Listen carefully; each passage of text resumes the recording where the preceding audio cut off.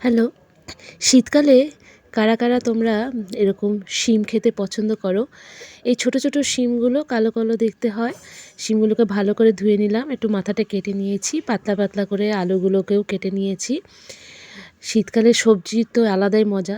কড়াইয়ে অল্প করে তেল দিয়ে তাতে একটুখানি কালো জিরে দিয়েছি, তারপর লঙ্কা দিয়েছি। প্রথমে আলুগুলো পাতলা পাতলা করে কাটা আলুগুলোকে ছেড়ে দিলাম, হালকা করে সেটাকে নেড়ে চেড়ে নিয়ে তার মধ্যে দিয়ে দেবো শিম। এটা আমি কি বানাচ্ছি দেখতে থাকো পুরো ভিডিওটা। আমার তো পছন্দ, আমার হাজব্যান্ডেরও পছন্দ, বাড়ির সকলেই পছন্দ করে এই খাবারটা। নুন হলুদ মিশিয়ে দিলাম স্বাদ অনুসারে। তারপর দিয়ে দিয়েছি এর মধ্যে একটুখানি পোস্ত আর কাজু বাটা।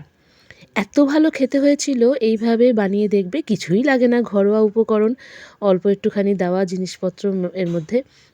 অল্প একটুখানি নামানোর আগে একটু চিনি মিশিয়ে দিয়েছি। আমরা বাঙালিরা সব রান্নাতেই অল্প করে একটুখানি চিনি মিশিয়ে খেতে পছন্দ করি, তো সেইভাবেই রান্নাটা করেছি।